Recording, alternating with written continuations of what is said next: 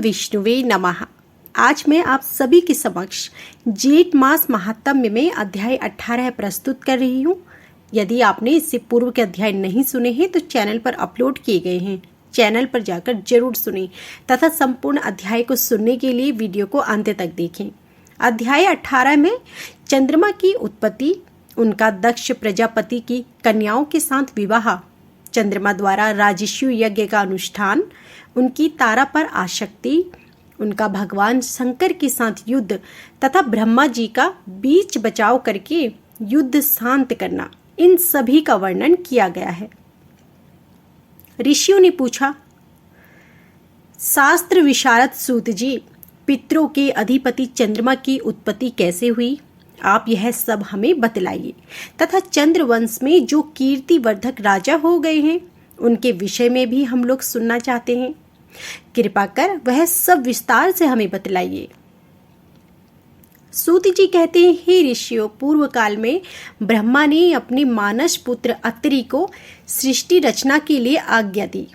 उन सामर्थ्यशाली महर्षि ने सृष्टि रचना के नियमित अनुरक्त नामक भीषण तप किया। उस तप के प्रभाव से जगत के कष्टों का विनाशक, शांतिकर्ता, इंद्रियों से परे जो परमानंद हैं तथा जो ब्रह्मा, विष्णु, सूर्य और रुद्र के अंतः प्रदेश में निवास करने वाले हैं, वही ब्रह्म उन प्रशांत मन वाले रे महर्षि के मन एवं नेत्रों के भीतर स्थित हो गया। चूंकि उस समय उमा सहित उमापति शंकर ने भी अत्रि के मन नेत्रों को अधियम बनाया था, अतः उन्हें देखकर शिव के या उनके अष्टमान से शिशु ललाट स्थित चंद्र के रूप में चंद्रमा प्रकट हो गए।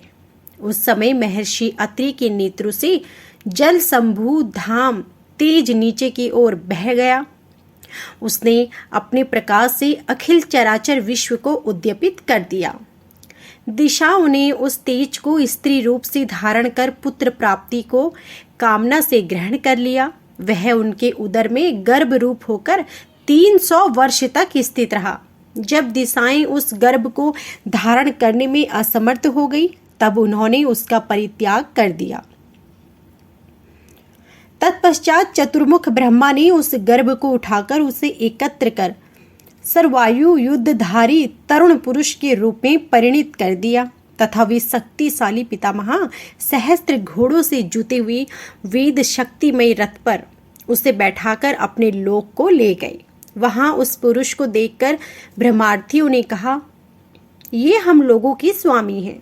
उसी समय पितर, ब्रह्मादि देवता, गंधर्व और औषधियों ने सोम दैवत्य नामक वैदिक मंत्र समूह से उनकी स्तुति की। इस प्रकार स्तुति की जाने पर चंद्रमा का तेज और अधिक बढ़ गया। तब उस तेज समूह से भूतल पर दिव्य औषधियों का प्रादुर्भाव हुआ। इसी कारण रात्रि में उन औषधियों की कांति सर्वदा अधिक हो जाती है। इसी हेतु चंद्रमा औषधिस कहलाए तथा उन्हें द्विज शेष भी कहा जाता है। वेदों के तेज रूप रस से उत्पन्न हुआ यह चंद्रमंडल है, वह सर्वदा शुक्ल पक्ष में बढ़ता है और कृष्ण पक्ष में क्षीण होता रहता है। तदंतर प्रचेता नंदन दक्ष ने चंद्रमा को अपनी 27 कन्याएं, जो रूप संपन्न तथा परम तेजस्विनी थी, पत्नी रूप में प्रदान की।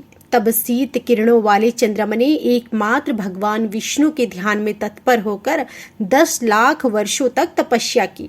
उससे प्रभावित होकर भगवान ऐश्वर्यशाली जनार्दन, दुष्ट विनाशक परमात्मा, परम आत्मबल से संपन्न नारायण जलशायी हैं, वे श्रीहरि चंद्रमा पर प्रसन्न हो गए और उनके समक्ष प्रकट होकर बोले, वर मांगो।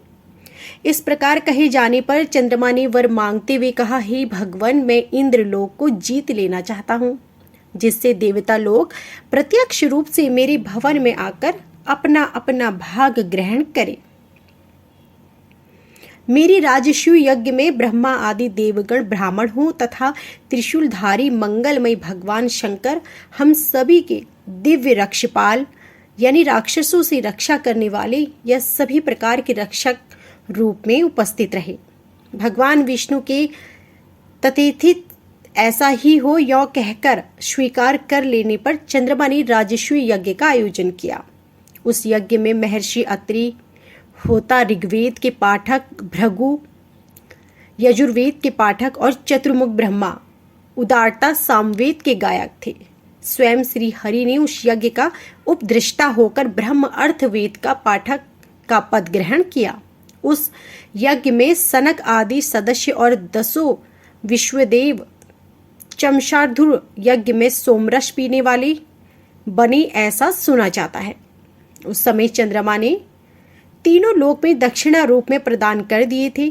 तत्पश्चात अवभृत स्थान यज्ञांत में होने वाला खान की समाप्ति पर चंद्रमा के रूप पर मुग्ध होकर उसकी सौंदर्य का अवलोकन करने की इच्छा से युक्त सिनी वाली आदि 9 देवियां उनकी सेवा में उपस्थित हुई। लक्ष्मी नारायण को सिनी वाली करदम को युति, विभाव शुको को तुष्टि, अविनाशी ब्रह्मा को प्रभा, प्रभाकर को कुहू, स्वयं हविष्मान को कीर्ति, जयंत को वसु, मरीचि नंदन कश्यप को और पति अपने पति नंदी को छोड़कर उस समय चंद्रमा सेवा में नियुक्त हुए। चंद्रमा उस समय 10 दिशाओं को उद्वादित करते हुए सुशोभित हो रहे थे तथा उन्होंने समस्त सृष्टि में संस्कृत एवं दुर्लभ ऐश्वर्य को प्राप्त कर 7 लोकों का आधिपत्य प्राप्त किया। इससे कुछ दिन बाद चंद्रमा एक बार कभी तारा को साथ लेकर अपने घर चले गए। बृहस्पति के कहने पर भी उन्होंने तारा को उन्हें समर्पित नहीं किया। तत्पश्चात महेश्वर, ब्रह्मा, 7 दिगण तथा लोकपालों सहित मरुद्रण के समझाने पर भी चंद्रमा ने तारा को किसी प्रकार नहीं लौटाया। तब भगवान शिव, जो भूतल पर वामदेव नाम से विख्यात हैं तथा अनेकों रुद्र जिनकी चरण कमलों की अर्चना किया करते हैं, क्रुद्ध हो उठे। तदंतर त्रिपुरासुर के शत्रु एवं पिनाक धारण करने वाले भगवान शंकर बृहस्पति के प्रति स्नेह के वशीभूत हो शिष्यों के साथ आजगव नामक धनुष लेकर चंद्रमा के साथ युद्ध करने के लिए प्रस्थित हुए। उस समय उनका मुख विशेष रूप से उदोष एवं तृतीय नेत्र की अंशी बड़ा भयंकर दिख रहा था। उनके साथ भूतेश्वरों और सिद्धों का समुदाय भी था तथा शास्त्रों शव से सुयोजित गणेश आदि 84 गण भी साथ ही रवाना हुए। उसी प्रकार यक्षराज कुबेर ने भी अनेकों शतकोटि सेनाओं के साथ साथ रथारूढ़ 1 पदवेताल, 1 अरब यक्ष, 3 लाख नाग और 12 लाख किन्नरों को साथ लेकर शिवजी का अनुसरण किया। उधर चंद्रमा भी क्रोधाविष्ट हो नक्षत्रों, दैत्यों और असुरों की सेनाओं के साथ शनैश्चर और मंगल के सहयोग के कारण उदित तेज से संपन्न हो रणभूमि में आ डटे। उस समारोह को देखकर 7 लोग भयभीत हो उठे तथा द्वीपों एवं समुद्रों सहित पृथ्वी कांपने लगी।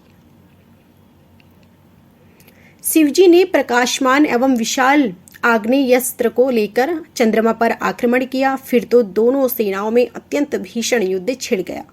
धीरे धीरे उस युद्ध ने उग्र रूप धारण कर लिया। उसमें संपूर्ण जीवों का संहार हो रहा था तथा अग्नि के समान प्रज्वलित हथियार चमक रहे थे। इस प्रकार एक दूसरे के प्रति अत्यंत तीखे शस्त्रों के प्रहार से दोनों सेनाएं समग्र रूप से नष्ट होने लगी। उसी समय ऐसी ज्वाज्वलमान शस्त्रों की वर्षा हो रही थी जो स्वर्गलोक, भूतल और पाताल लोक को भस्म कर डालते थे।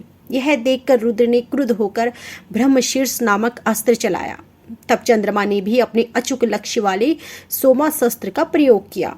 उन दोनों अस्त्रों के टकराने से समुद्र, भूमि और अंतरिक्ष आदि सभी भय से कांप उठे।